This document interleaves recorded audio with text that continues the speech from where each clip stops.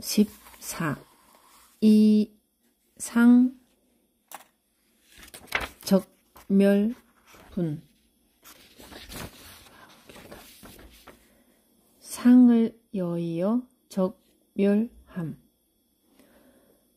주함이 있는 마음은 무명에 속한 것이라 마음 지경에 장애가 되는 것인 고로 사람이 어두운 곳으로 들어가는 것과 같고, 주함이 없는 마음은 인아상이 없는 고로 해가 하늘에 오름에 밝게 만상을 비추는 것과 같으니라. 제14. 이상적멸분. 이시 수보리 문설시경 심해의취 체루비읍 이백불언 희유세존 불설여시 심심경전 아종석례 소득해안 미증득문 여시지경 세존 약부유인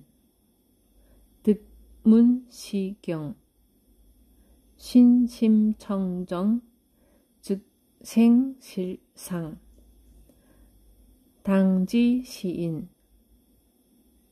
성취제일 희유공덕 세존 시실상자 즉 시비상 시고 열애설명실상 세존 아금득문 여시경전 신해수지 부족위난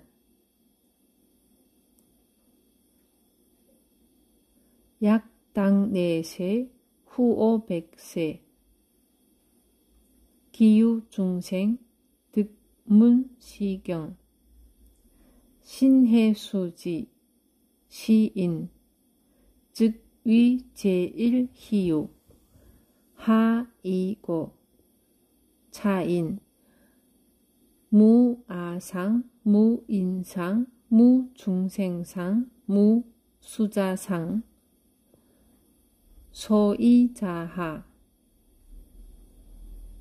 아상 즉 시비상 인상 중생상 수자상 즉 시비상 하이고 이일체제상 즉 명제불 불고 수보리 여시여시 약부유인 득문시경 불경 불포 불외 당지시인 심위희유 하이고 수보리 열애설 제일바라밀 즉비 제일바라밀 시명 제일바라밀 수보리 인욕바라밀 열애설 비인욕바라밀 시명 인욕바라밀 하이고 수보리 여아석위 가리왕 할절신체 아어이시 무아상 무인상 무중생상 무수자상 하이고 아어왕석절절지해시 약 유아상 인상 중생상 수자상 응생진한 수보리 우념과거 어오백세 작인욕선인 어이소세 무아상 무인상 무중생상 무수자상 시고 수보리 보살 응리일체상 발안욕따라 삼맥 삼보리 심 불응 주색 생심 불응 주성향 미촉법 생심 응생 무소주심 약심 유주 즉 위비주 시고 불설보살심 불응 주색보시 수보리 보살 위 이익일체중생 응여시보시 열애설 일체재상 즉 시비상 우설 일체중생 즉 비중생 수보리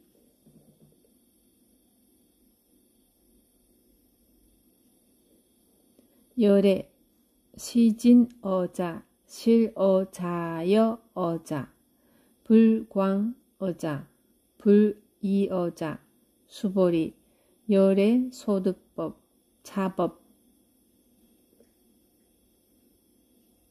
무실무허 수보리 약보살 심주어법 이행보시 여인 입암 즉 무소견 약보살 심부주법 이행보시 여인 유목 일광 명조 견종종색 수보리 당내지세 약유 선남자 선여인 능어차경 수지독송 즉 위열의 이불지혜 실지시인 실견시인 개득성취 무량무변 공덕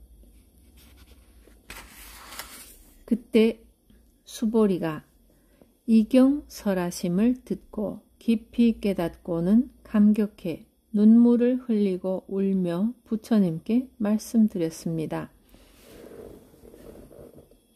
희요하십니다.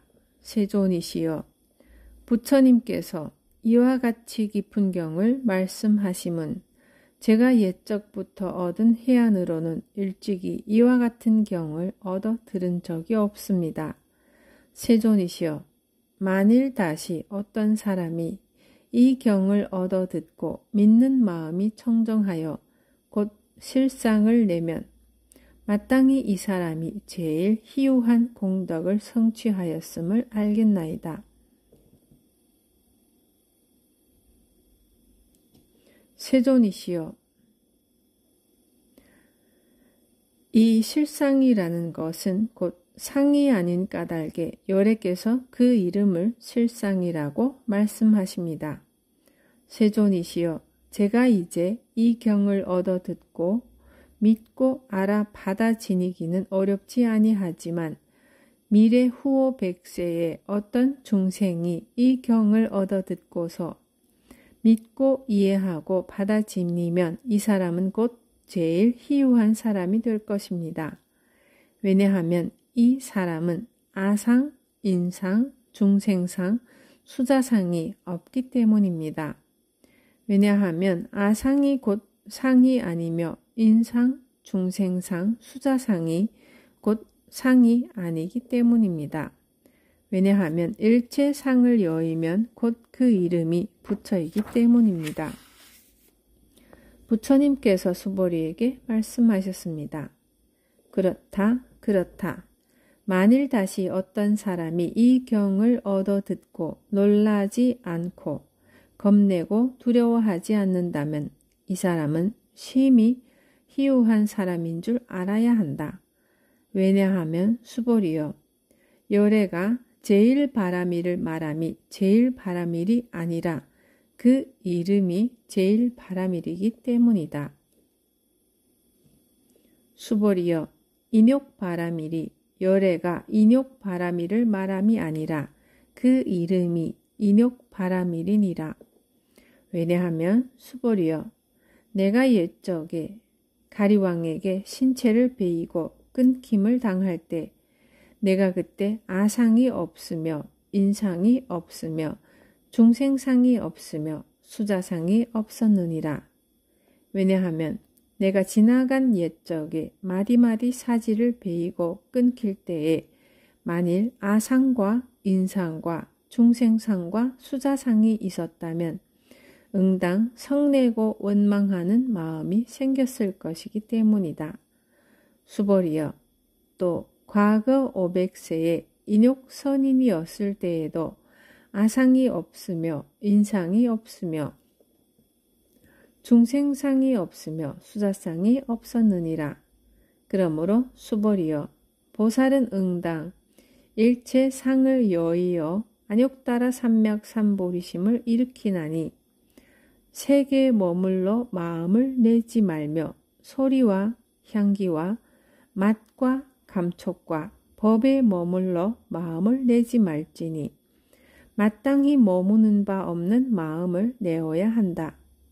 만일 마음이 머물러 있으면 그것은 곧 머무름이 아니니 이런 까닭에 보살의 마음은 세계 머물러 보시하지 않는다고 부처가 말하느니라. 수벌이여, 보살은 일체 중생의 이익을 위하여 응당 이와 같이 보시하느니라. 열애가 일체 모든 상을 말하는 것은 곧 상이 아니며 또 일체 중생을 말하는 것도 곧 중생이 아니니라. 수벌이여, 열애는 참된 말을 하는 자이고 실다운 말을 하는 자이며 어엿한 말을 하는 자이며 미치광이의 말을 하지 아니하는 자이며 다른 말을 하지 않는 자이니라. 수벌이여, 열애가 얻은 법에는 실다운 것도 없고 헛된 것도 없느니라. 수벌이여, 만일 보살의 마음이 법에 머물러 보시를 행하면 마치 사람이 어두운 데에 들어가서 아무것도 볼 수 없는 것과 같고 보살이 마음이 법에 머무르지 않고 보시를 행하면 사람이 눈이 있어 광명이 비추어 여러 가지 모양을 보는 것과 같으니라.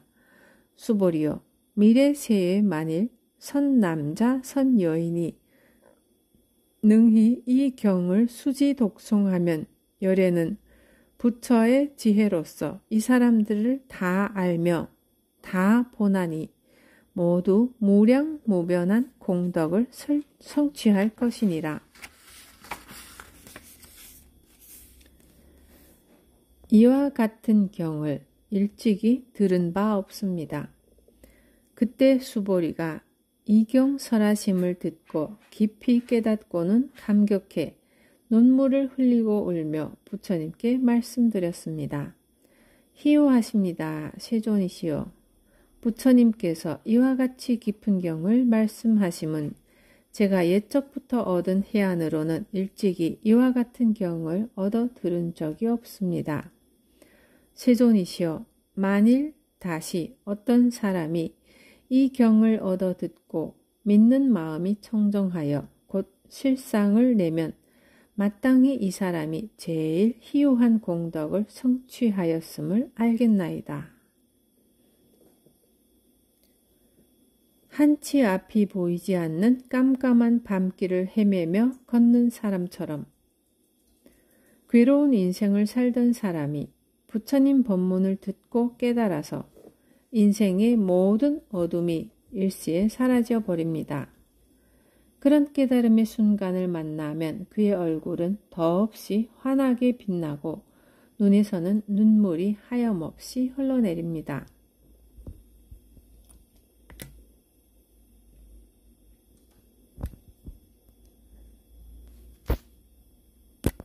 수보리가 흘린 눈물, 체루비웁은 바로 그런 기쁨의 눈물입니다. 법문을 듣고 깨달은 수보리가 눈물을 흘리며 부처님께 고합니다. 제가 옛적부터 얻은 해안으로는 일찍이 이와 같은 경을 얻어 들은 적이 없습니다. 수보리는 20년을 하루같이 부처님 곁에 머물면서 모든 법문을 다 들었고 그 가르침을 통해 지혜의 눈이 열린 사람입니다. 그런 그가 이 법문을 듣고 이와 같은 경을 처음 들었다고 고백합니다. 왜 그럴까요? 이는 부처님의 법문은 어제와 오늘이 다를 바 없는데 수보리 자신이 오늘에야 비로소 모든 상을 여의고 부처님의 말씀을 깨닫게 되었다는 뜻으로 이해할 수 있습니다. 세존이시여, 이 실상이라는 것은 곧 상이 아닌 까닭에 여래께서 그 이름을 실상이라고 말씀하십니다. 세존,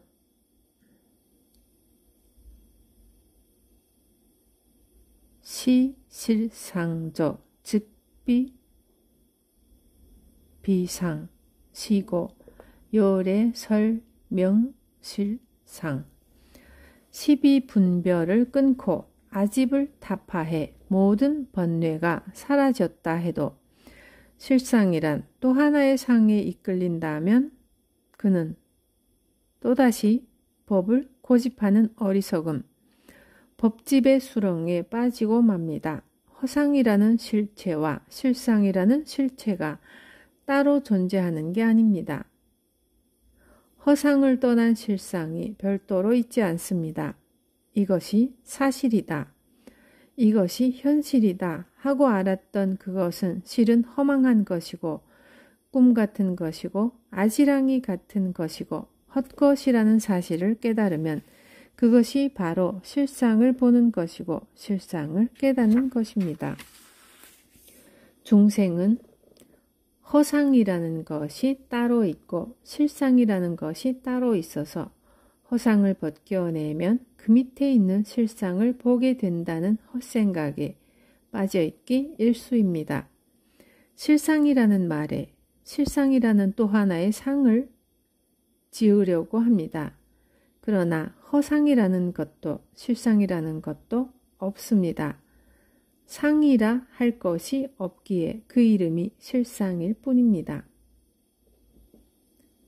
내 머리에 쓰고 있는 바가지를 벗으면 세존이시여, 제가 이 경을 얻어 듣고 믿고 알아받아 지니기는 어렵지 아니하지만 미래 후호 백세에 어떤 중생이 이 경을 얻어 듣고서 믿고 이해하고 받아 지니면 이 사람은 곧 제일 희유한 사람이 될 것입니다.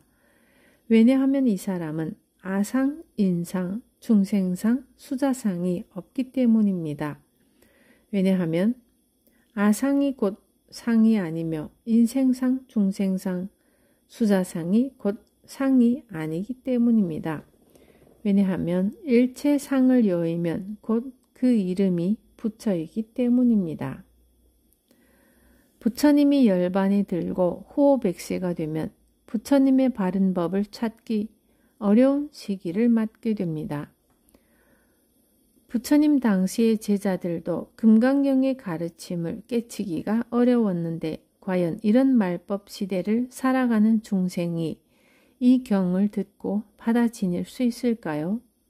어쩌면 불가능한 일인 듯이 보이기도 합니다. 하지만 수보리는 우리의 그런 걱정을 다 알고 씻어주려는 듯이 말법 시기의 중생이라도 이 가르침을 듣고 믿고 이해하고 받아 지닌다면 그 공덕이 참으로 한량 없다고 말하고 있습니다. 부처님의 가르침을 받아 지니는 사람이라면 그는 아상, 인상, 중생상, 수자상이 없는 사람이므로 충분히 이 가르침을 믿고 받아들일 수 있다는 것입니다. 흔히 번뇌를 여의었다는 말을 합니다. 그런 말을 들으면 마치 번뇌의 세계가 따로 있고 번뇌 없는 세계가 따로 있는 것 같습니다. 번뇌가 있고 보리가 있어서 번뇌를 버리고 보리를 얻어야 한다는 식으로 말입니다. 하지만 번뇌가 번뇌인 줄 알면 그것이 보리입니다. 번뇌가 번뇌인 줄 아는 것은 번뇌가 다만 자기 망상임을 깨닫는 것입니다.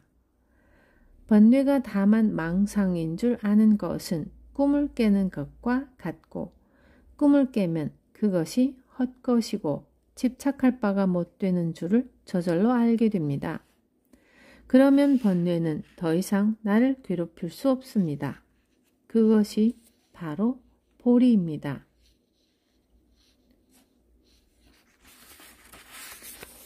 번뇌를 번뇌인 줄 아는 것이 곧 깨달음이니 번뇌를 떠나서 존재하는 깨달음의 실체가 따로 있지 않습니다.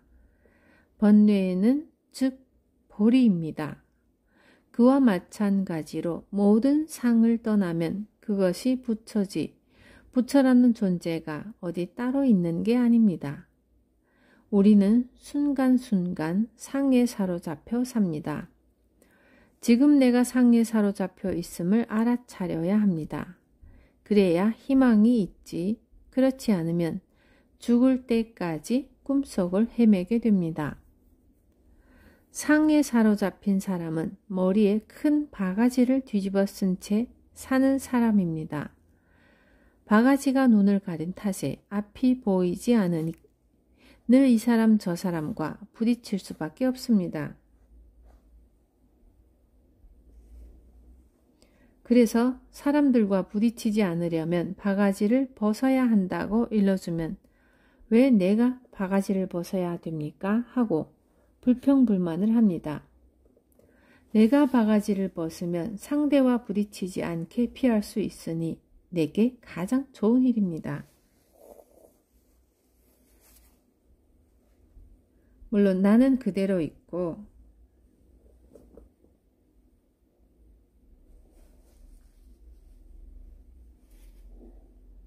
상대가 바가지를 벗어도 그와 나는 부딪히지 않을 수 있습니다. 하지만 나와 부딪히지 않는 사람은 바가지를 벗은 그 한 사람일 뿐입니다. 나는 여전히 온갖 사람들과 사방팔방 부딪히며 살아야 하고요. 그러나 내 바가지를 벗으면 나는 더 이상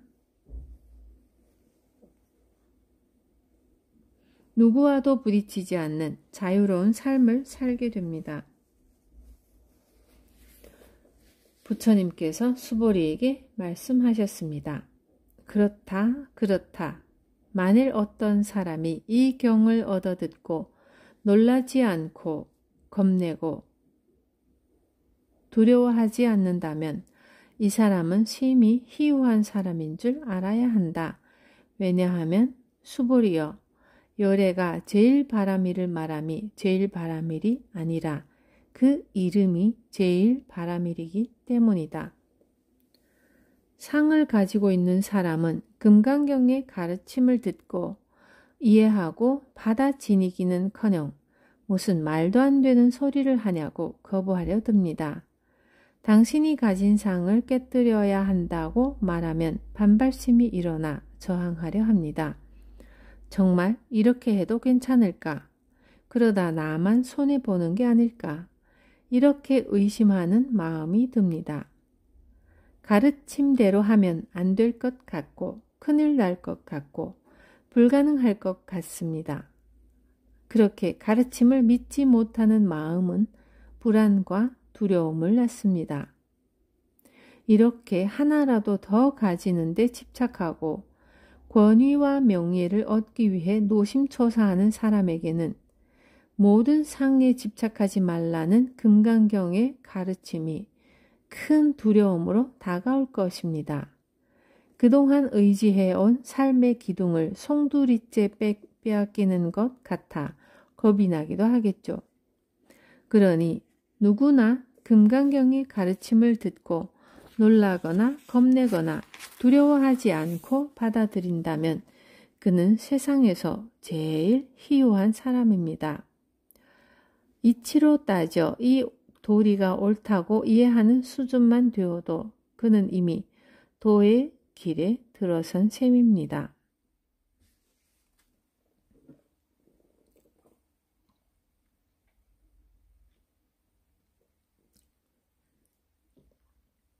본래 참을 것이 없는 행. 수보리여 인욕바라밀이 열애가 인욕바라밀을 말함이 아니라 그 이름이 인욕바라밀이니라. 왜냐하면 수보리여 내가 옛적에 가리왕에게 신체를 베이고 끊김을 당할 때 내가 그때 아상이 없으며 인상이 없으며 중생상이 없으며 수자상이 없었느니라.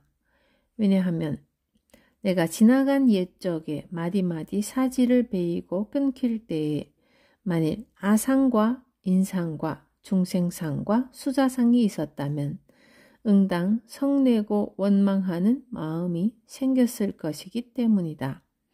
수보리여 또 과거 500세에 인욕 선인이었을 때에도 아상이 없으며 인상이 없으며 중생상이 없으며 수자상이 없었느니라. 내가 옳다는 생각을 버리고 나면 더 이상 아무 참을 것이 없는 행을 하게 됩니다. 그것이 인욕바라밀입니다. 베푼다는 생각 없이 베푸는 행이 보시바라밀이며 하고 싶고 하기 싫다는 모든 욕망을 끊어버림으로써 계율을 지킨다는 생각 없이 계율을 지키는 것이 지게바라밀이고 노력한다고 할 것 없이 행하는 행이 정진바라밀입니다. 고요하려는 생각 없는 행이 선정바라밀이며 깨달음을 얻겠다는 생각이 없는 행이 지혜바라밀입니다. 인욕바라밀이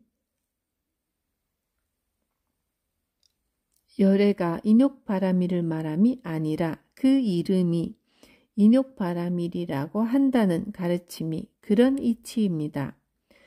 모든 상을 떠남으로써 더 이상 참을 것이 없는 행이 참다운 인욕바라밀입니다. 부처님이 전생에 인욕 선인이었을 때의 일입니다. 어느 날 숲속에 머물러 고요히 수행을 하고 있는데 그 나라의 왕이 사냥을 나왔습니다. 사냥을 즐기던 왕은 점심을 먹고 나무 밑에서 쉬다가 잠이 들었습니다. 왕의 낮잠이 길어지자 궁녀들은 꽃도 꺾고 나물도 뜯으면서 시간을 보냈습니다. 그렇게 궁녀들은 꽃을 따라 걸음을 옮기다가 인욕선인을 만나게 되었습니다. 나무 밑에서 고요히 명상에 들어있는 선인의 모습은 거룩하기 이를 데 없었습니다. 궁녀들은 선인에게 그동안 마음에 품었던 괴로움을 털어놓았고 선인은 답을 해주었습니다. 궁녀들은 선인의 말에 심취해 시간이 가는 줄도 모르고 왕을 모셔야 한다는 생각도 잊어버렸죠. 그러다 낮잠에서 깨어난 왕은 궁녀들이 사라진 것을 알아차리고 한참이나 숲속을 뒤지며 찾아다닌 끝에 선인 주위에 빙 둘러앉은 궁녀들을 발견했습니다. 왕은 화가 나서 고래고래 고함을 질러댔습니다. 감히 왕의 여자들을 빼앗아 가다니 살아남지 못하리라. 나는 왕의 여자들을 빼앗아 간 적이 없습니다. 여기 있는 여자들은 내 여자들이다. 그런데 지금 내가 차지하고 있지 않느냐. 이 여인들이 물어서 말해주고 있었을 뿐입니다. 너는 누구냐? 나는 선인입니다. 여기서 무엇을 하고 있느냐? 인욕의 돌을 닦고 있습니다. 왕은 화를 내면서 소리쳤습니다. 거짓말 마라. 남의 여자를 넘보는 주제에 내가 인욕을 닦는 사람이라고? 어디 한 팔을 내밀어 봐라. 잘 참는지 시험해보자. 그러자 선인은 선뜻 한 팔을 내밀었습니다. 왕은 선인의 팔을 칼로 베어버리고 다시 물었습니다. 너는 누구냐? 나는 인욕을 닦는 사람입니다. 왕은 다시 남은 한 팔을 내밀라 한 뒤 이내 베어버리고는 다시 또 물었습니다. 하지만 선인의 대답은 한결같았습니다. 화가 난 왕은 선인의 두 발을 베고 두 귀를 자르고 코를 베어냈습니다. 왕은 이렇게 선인의 몸을 7조각 냈습니다. 그러자 선인이 말했습니다. 왕이시여, 내 몸이 겨자씨처럼 잘린다 해도 나는 성내지 않을 것입니다. 오늘 내게 아무런 허물이 없는데도 그대는 내 몸을 7토막이 나게 하고 7군데의 상처를 냈습니다. 그러므로 나는 다음 생에 깨달음을 이루게 되면 큰 자비의 마음으로 제일 먼저 그대로 하여금 7가지 돌을 닦고 7가지 번뇌를 끊게 하겠습니다. 인옥 선인은 궁녀들이 찾아와 법을 묻기에 일러준 것 뿐인데 산채로 난도질을 당했습니다. 이런 상황이라면 누구라도 원한에 찰 것입니다. 하지만 인옥 선인은 성을 내지도 원한을 품지도 않았습니다. 나라는 생각, 내 몸이라는 생각이 없었기 때문입니다. 아상, 인상, 중생상, 수자상이 없기에 참을 것조차 없었습니다. 나다, 내 몸이다 하는 생각이 없으니 칼이 제 몸을 찌르는 것을 허공을 가르는 것처럼 지켜보았던 것입니다. 또한 인옥 선인은 화가 머리끝까지 나서 칼을 휘두르는 왕의 마음을 이해하고 불쌍히 여깁니다. 왕의 괴로운 마음과 하나가 되어 동체 대비의 심정으로 다음 생에 그를 구원할 것을 서원합니다. 이것이 바로 인옥 바라밀의 이치입니다. 화의 뿌리. 사람들은 대부분 화가 나면 참지 못하고 그대로 화를 냅니다. 그리고 그 결과는 상대뿐 아니라 자신에게도 고통이 되어 돌아옵니다. 그러니 화를 참는 것이 너와 나 모두를 위해 현명한 일이고 그것이 수행의 첫 단계입니다. 하지만 화가 나는데도 무조건 참기만 하면 화가 쌓여 도리어 병이 됩니다. 치솟는 화를 꾹꾹 눌러 참으면 언젠가는 결국 폭발하거나 아니면 우라병이 납니다. 수행자는 문제를 피하거나 묻어두지 않고 끝까지 풀어내려고 노력해야 합니다. 참는 것만으로는 완전히 행복해질 수 없고 그것은 수행의 목적이 아닙니다. 여기서 수행의 두 번째 단계가 시작됩니다. 화가 날 때 화를 내거나 마음속에 그대로 쌓아두는 게 아니라 대자대비 부처님께 하소연해서 푸는 방법입니다. 기도를 하는 절실함은 여기에서 출발합니다. 그러나 이 방법으로도 수행의 궁극적 목적인 완전한 자유와 행복을 이루지는 못합니다. 지고한 평화와 행복에 이르려면 화 자체가 생겨나지 않아야 합니다. 화가 나는 마음의 근본을 살펴보면 거기에는 반드시 나다 하는 아상이 버티고 있습니다. 무슨 일로든 화가 잔뜩 났을 때는 자신을 돌이켜보면 그때의 내 마음은 내가 옳다, 상대가 잘못했다는 생각으로 가득 차 있습니다. 내가 잘못했다는 생각이 들 때에는 화가 나지 않습니다. 비록 상대가 잘못했더라도 저 사람 입장에서는 그럴 수밖에 없었겠구나 하고 그의 처지와 마음을 이해하면 화가 나지 않습니다. 또 남을 탓하는 것뿐만 아니라 나는 왜 이 모양일까 하고 자책하고 스스로를 탓하며 화내는 것 역시 나는 남보다 잘나야 한다는 아상에서 비롯된 태도입니다. 그러므로 아상, 인상, 중생상, 수자상을 여의면 더 이상 아무 참을 것이 없습니다. 인옥 바라밀이란 참아야 하는 일을 참아내는 것이 아니라 본래 참을 것이 없음을 아는 도리입니다. 사상을 여의고 사구계의 가르침을 깨달아 아는 사람이라면 참을 것이 본래 없는 인욕바라밀에 이르게 됩니다. 아상에 매달린 사람들이 보기에는 저 사람은 저런 경우에도 화 한 번 안 내고 잘도 참는구나 하고 감탄하겠지만 아상을 떠난 사람은 정작 아무것도 참는 바가 없습니다. 인욕의 핵심은 원망하고 화내는 진심을 다스려서 사물을 바라보는 것입니다. 만법이 공한 이치를 확연히 알면 진심이 일어날 뿌리도 없지만 또한 진심을 잘 다스려 흔들림 없는 맑은 의식으로 만물을 대하면 아상인상, 중생상, 수자상의 온갖 상은 원래 존재하지 않음을 알게 되어 진심의 뿌리가 저절로 사라집니다. 아상, 인상, 중생상, 수자상이 없다면 참을 것이 없고 참을 것이 없는 그 행을 인욕바라밀이라고 합니다.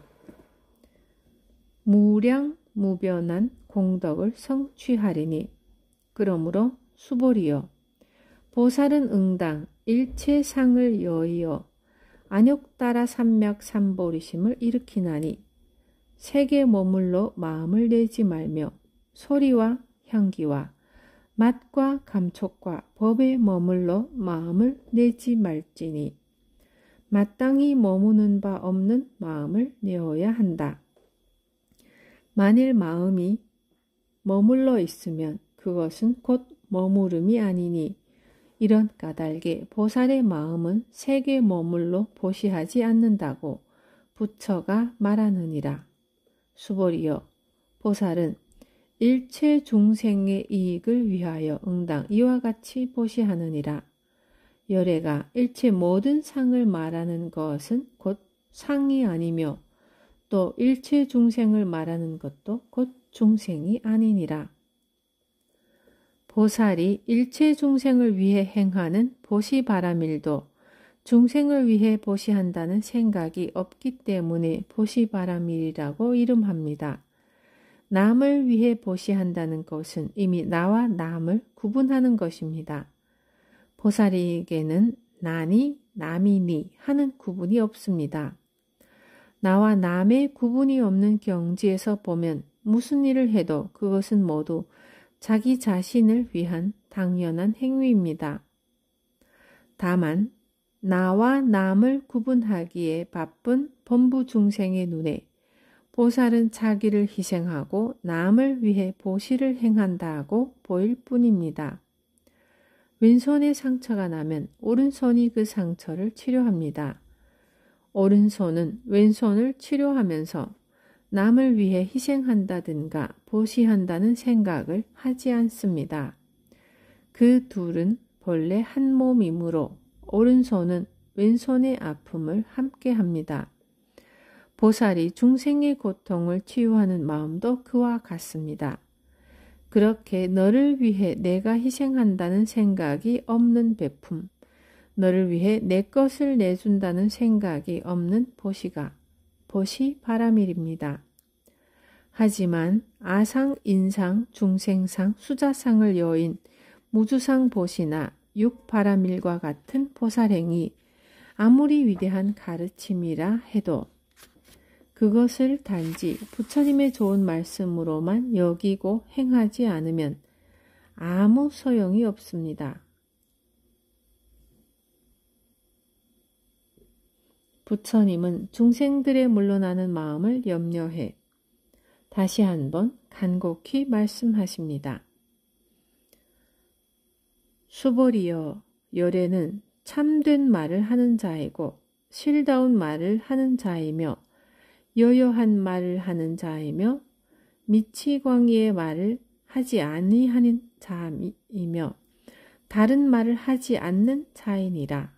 수보리여 열애가 얻은 법에는 실다운 것도 없고 헛된 것도 없느니라.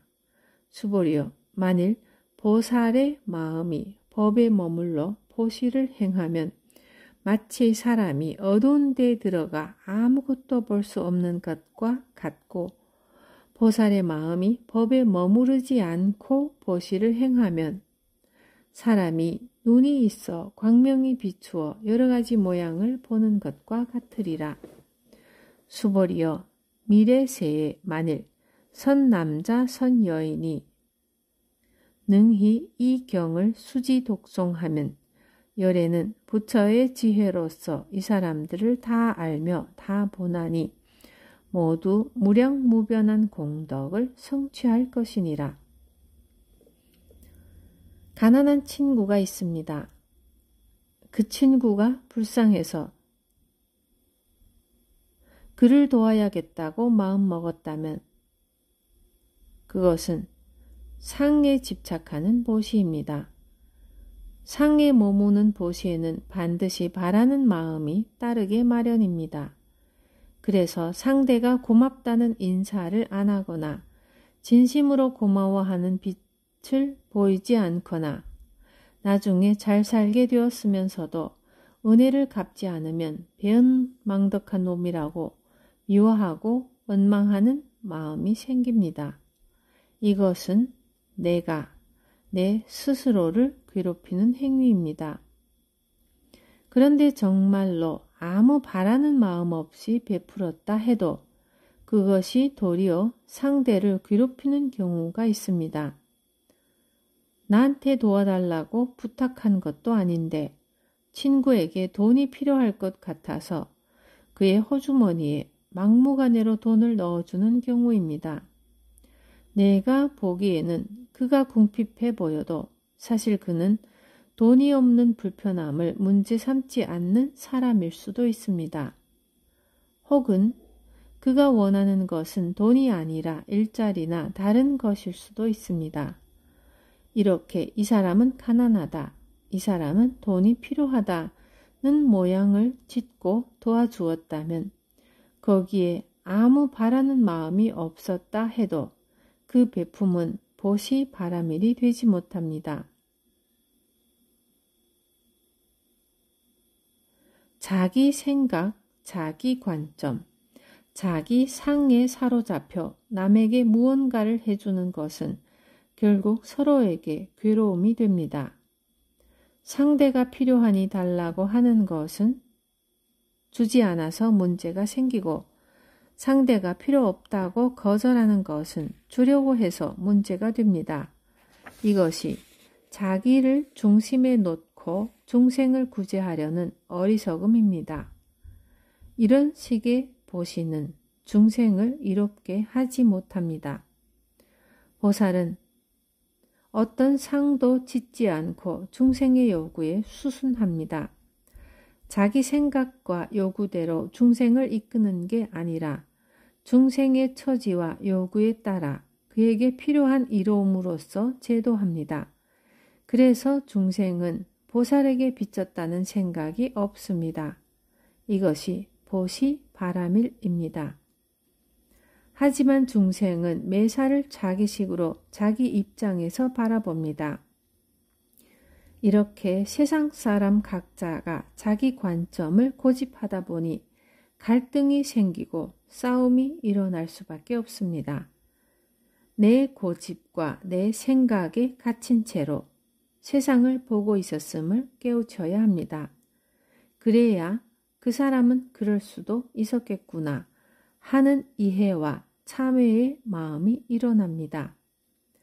내가 옳다는 상을 내려놓으면 상대의 생각과 입장이 눈에 들어오고 상대의 생각과 입장을 이해하면 그것이 바로 상에서 벗어나는 길입니다. 나에게는 내 입장이 있듯이 상대에게는 상대의 입장이 있다는 그 사실만이 유일한 객관입니다. 그 이치를 깨쳐 아상에 매달린 내 삶을 뉘우치면 그 사람은 무량무변한 공덕을 성취하리라고 부처님은 말씀하십니다.